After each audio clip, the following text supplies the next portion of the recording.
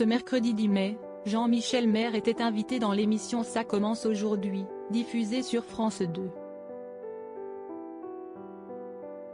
Auprès de Faustine Bollaert, le chroniqueur emblématique de Cyril Hanouna a fait des confidences sur cette femme qu'il avait copieusement arnaquée.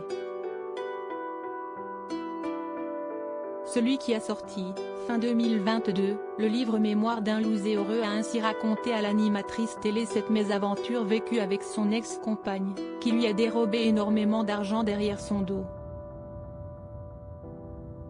Il a d'abord reconnu avoir toujours multiplié les expériences, les échecs et les trahisons, en précisant avec philosophie avoir toujours réussi à rebondir. Considérant s'être fait souvent dépouiller par son entourage, Jean-Michel Maire estime, cache, être né pour être un pigeon. Plus en détail, le chroniqueur de TPMP a expliqué avoir rencontré la femme en question, une mère célibataire qui a profité de lui, sur les réseaux sociaux. Très vite, ils ont vécu ensemble, pendant 1 an.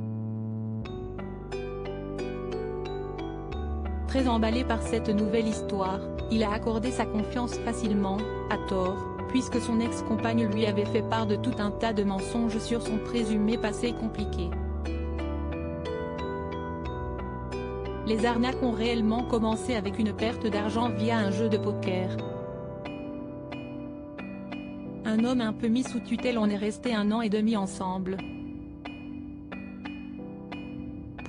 Et je me suis rendu compte à la fin qu'elle m'avait menti sur son prénom, son âge, sa nationalité, que son père ne l'avait jamais violée, que son mari était toujours vivant. Je crois qu'il n'y avait pas une seule chose de vrai, a affirmé Jean-Michel Maire, qui lui avait donné le code de sa carte bleue et a ainsi été volé en toute simplicité.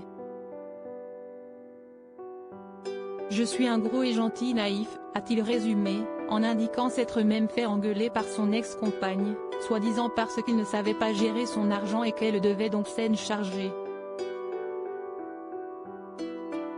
Ah ouais? Et du coup, elle vous a mis un peu sous tutelle? Elle est dingue, a réagi Faustine Bollaert, choquée par le témoignage de son invité.